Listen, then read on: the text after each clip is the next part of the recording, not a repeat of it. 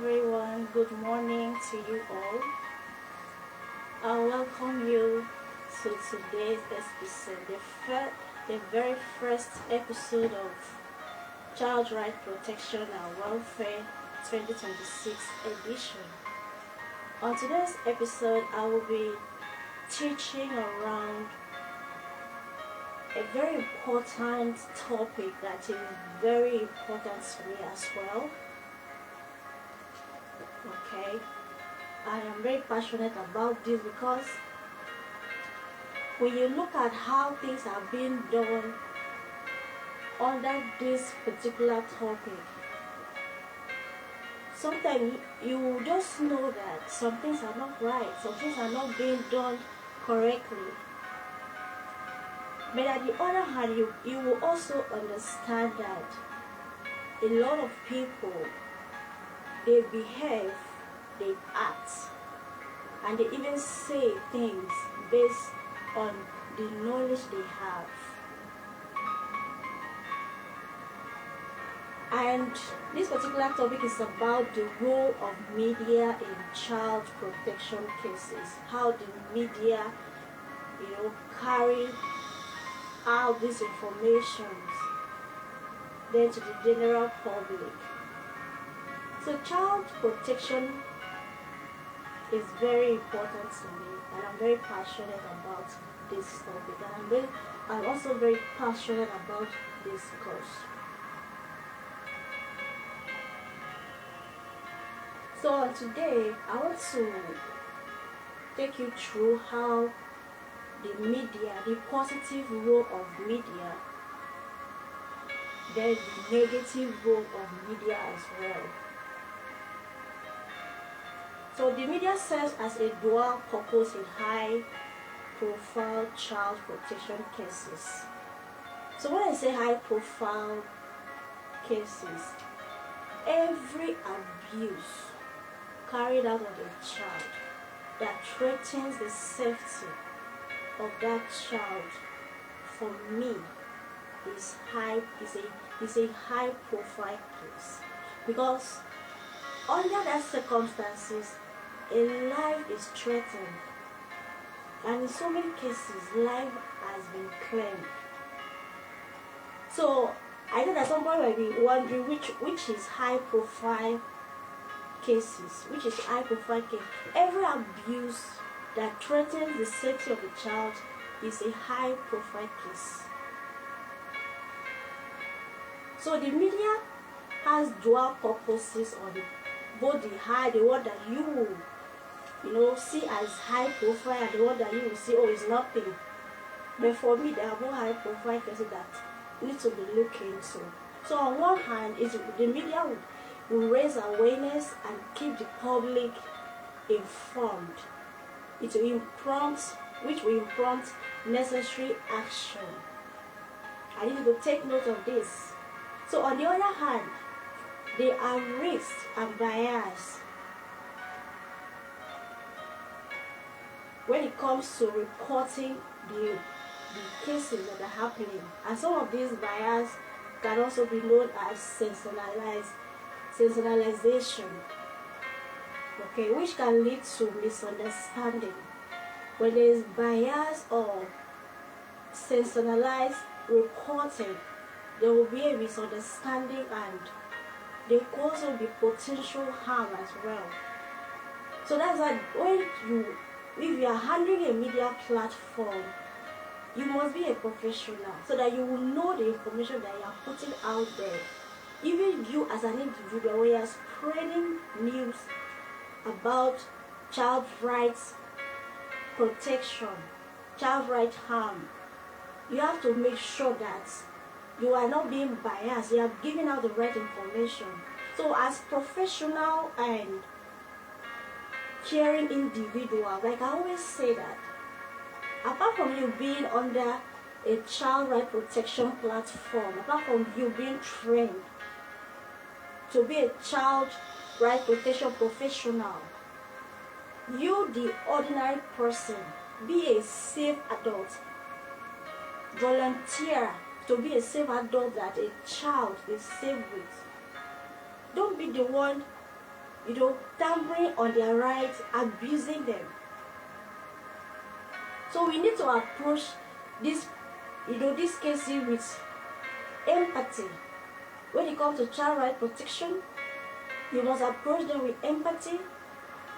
You must have a genuine desire to learn the knowledge of raising children, the knowledge of what child abuse could cause in the life of a child, and what protecting and loving a child, the outcome could also be. You have to also have this genuine desire to learn. For instance, you are learning some things from me now.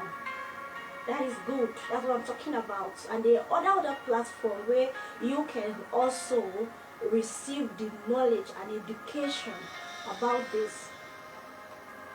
Let it also be a commitment to action.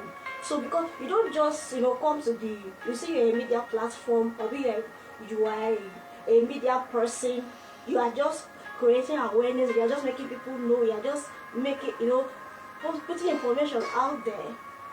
Let's also commit to action. Yes, always call to action. Because I remember a few months ago, we are all talking about this girl, Ochaya girl, the late Ochaya girl that was abused and killed. Right now, as I speak, people were still saying that they have not, captured the abusers of that poor girl. But the media carried heavy news about that girl. That's what we are talking about. Everybody was saying, justice for China, justice for China. Okay, where are the culprits? Have they arrested them? If you haven't, all that noise, all that news carriage was just noise. That's what I'm trying to address. Anything we are putting out there, it must be done with empathy and then quick action. Let it be committed to action. That is what the media can do under child right protection. So I want to look at the positive role of media. I've already mentioned some. Number one is don't come and use it as a means of making money for yourself, for your platform, to raise your popularity and all that. We're talking about life here. Even if that serves you for that purpose, let it be a means of raising awareness. That's the number one thing. When you want to put out any information that has to do with the safety and the rights and protection of a child, you are raising awareness. So the media should cover spotlight and a systemic failure, and it will also mobilize communities to demand change. That is what you should do. When you are coming up, no matter if you are having any media platform, if it's on your own personal platform that you're using to raise awareness for this particular situation, you should raise awareness to correct wrong, not just talking and ranting. Because last month someone posted on Facebook, this person uploaded a video of a 5 or 6 year old child and other little children smoking, wrapping something in a paper to smoke, and you could see how this thing was making the boy to tumble from staircase. It was acting abnormal. So for me, I reached out to the owner of that video and I asked him that why, when I look at the write-up of that thing, it didn't create awareness.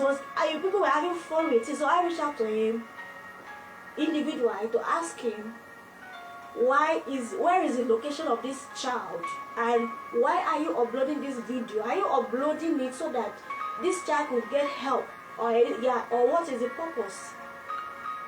For you to know that this person was only doing this for fun and to get views and likes, the person refused to respond. The person was enjoying comments. That is not how it should be. There was a child there damaging himself, damaging his lungs, damaging his brain. and other children. You, and as an adult, you have access to such things. But you're not doing anything to save the child. You haven't done anything. Yes, you haven't done anything. So another one that media should do, another positive role of media is public accountability.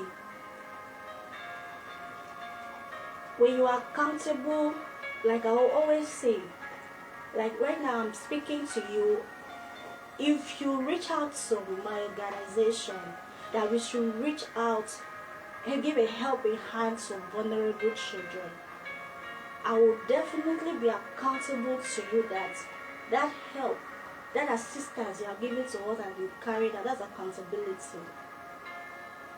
Okay, like that person that posted such a video, the person is not even accountable to the viewers. He's not even accountable to anybody. He just posted something for his own selfish need. Nobody knows where that child was. Like I asked, I don't know where the child is. I don't know the location of the child. And let's say my organization want to reach out to such a child for counseling and therapy. I cannot help that child. That means we are just putting out information. We are not accountable to the public.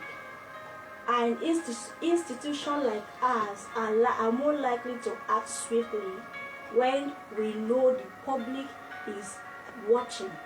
Yes, that the public is aware of what we are doing.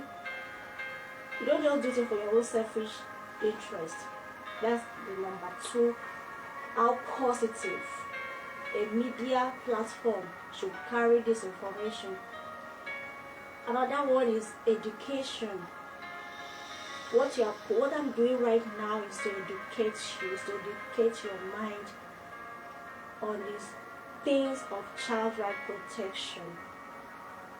You can call the one you are posting, the past incident can be called stories, but these stories should be things that inform. What I'm doing is to inform the parents, the caregivers, and professionals. I'm giving you warning signs and protective measures. That is what I'm doing right now. And that is what you as a media person, you are supposed to do.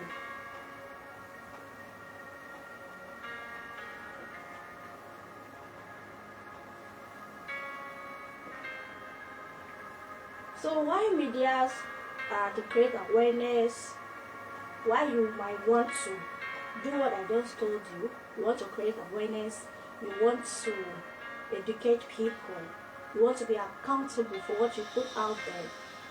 You need to understand that there are risks in covering this situation as a media person.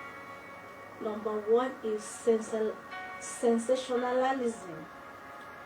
So when it comes to this, when you put out emotional headlines that distort facts, things that are just panicking, things that are misplacing blame, things that are not fact, they are not the way they are supposed to be. Do you know that you can put another person at risk? So when you are putting out information, make sure that your information are real. They are what it is. It's not what you are paid to come and just put out there. Put out something that if we need to help the child, we can help the child. You don't just come and panic people, misplace blames and point finger here and there, like what happened in that girl's case. There were a lot of informations, and at the end of the day, apart from mentioning the names of the abusers of that girl, a lot of names were mentioned, a lot of wrong information were given, a lot of things were given panic to some innocent people. Such information, that's one of the risks of you handling a media platform when it comes to child protection. I am talking on child protection. There are other issues that you carry this kind of information that are just panicking, misplacing information and all that, so that we can be on one accord, one voice, one move Not everybody will be going here and there. So when you are also, another thing that is risky when it comes to coverage from media is privacy concern. Some of these children and their families involved, they may suffer long-term harm in their identities. Yes, if you expose some of these children that are involved, you need to protect their identity. You need to protect their identity, their privacy, especially those that are giving out this information, because if something happens in a community, someone that will raise their awareness, the person raising their awareness has to be protected, because these people carrying out this evil, they are evil on themselves. So when you are putting out something there that a particular man or woman did something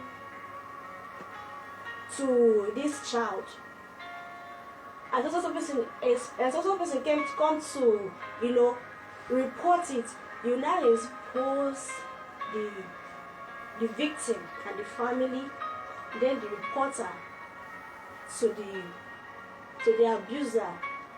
Let's say the person is very powerful.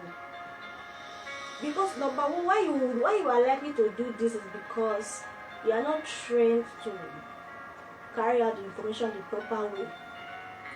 So that's one of the concern, privacy concern, and it will shy some people away from coming forth to speak up when it comes to things like this. Nobody wants to get into trouble for trying to help another. That is not helping. So that's one of the risks. Another one is bias. These are selective reporting that can reinforce, stereotype, or stigmatize certain communities.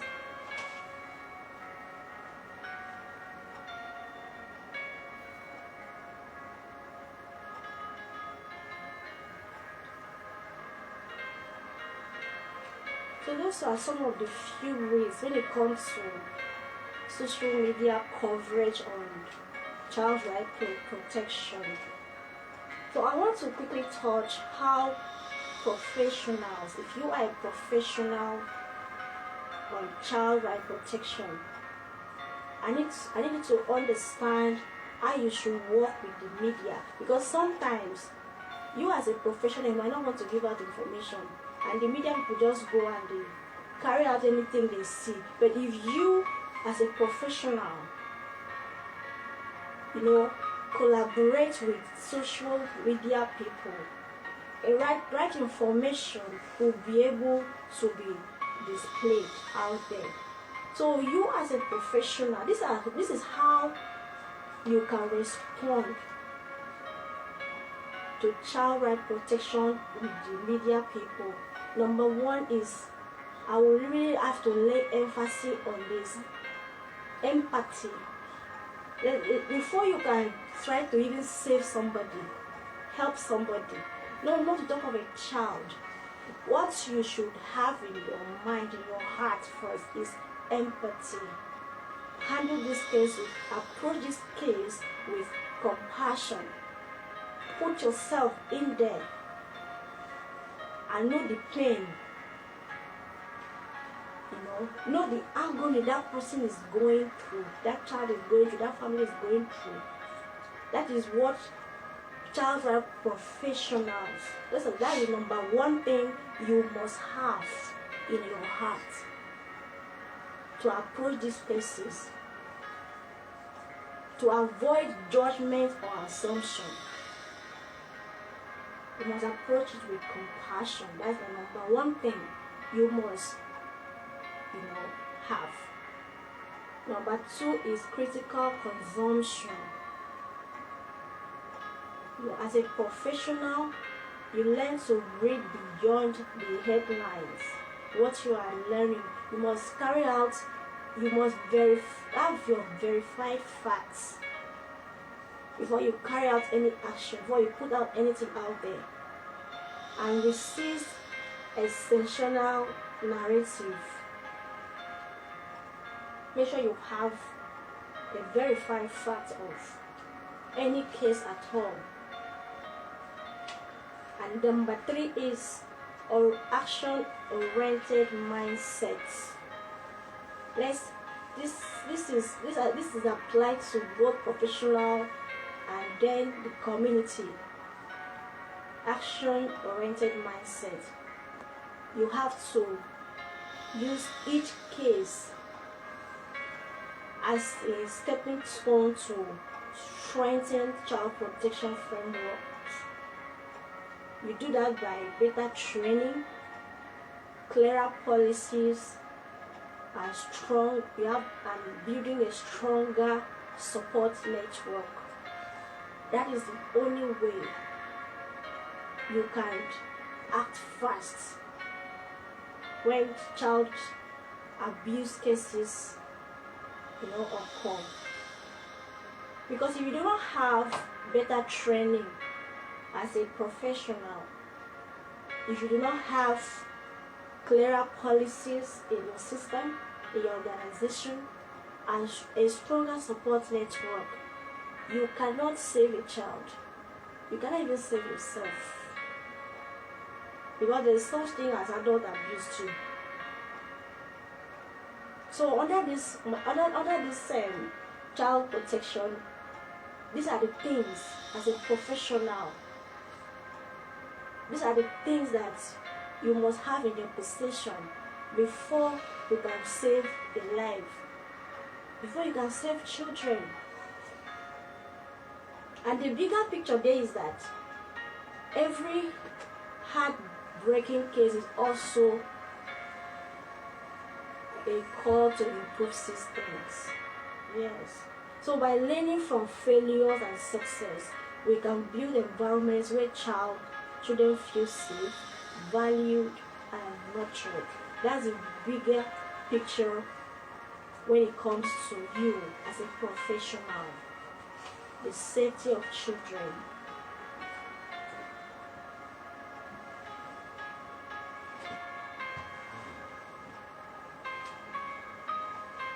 So in case you don't really know, there are practical guides for professionals, child rights professionals, and these are how you can engage with media to cover child protection cases responsibly.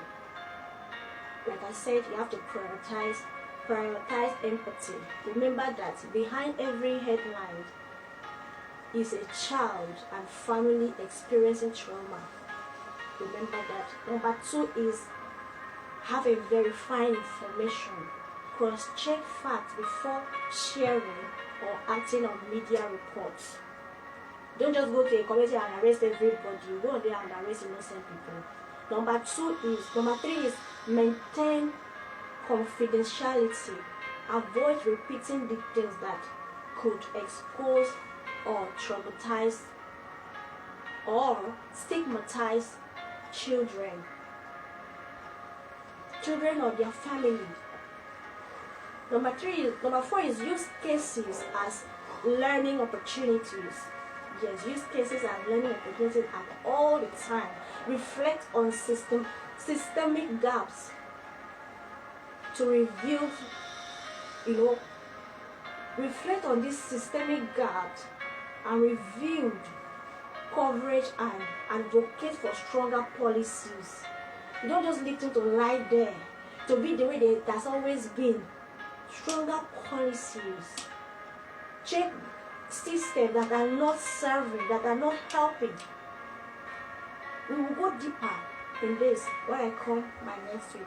And the last one I will say to you is, under one of the guidelines for you as a professional is for you to collaborate rightly with the media people. When possible, provide expert input to guide responsible reporting. No more wrong information. No more wrong information. I've seen a video that police were interrogating the wrong person over a child abuse case. The person kind of got confused. I don't know. Where is now the real culprit? this was because of wrong information. And this person that they saw with this child was actually trying to rescue this child from the criminal who abused this child and maybe ran away or something. You know, they were interrogating the wrong person, that this is the person they saw the child with, this is the person that they saw the child, but this child has been abused by someone else. So those are the things we're talking about. As professionals, you should do better. So thank you very much for joining us for today. When I come your way by next week, I'll be talking about the community awareness piece, our community, the responsibilities of communities when it comes to carrying out information. This has to do with how parents, caregiver can respond to child rights protection cases when it happens around them. So I want to say thank you very much. Please do share this information. Follow us on YouTube, TikTok, Facebook, Instagram for more knowledge. Thank you very much, as I will come your way by next week. You have a nice day.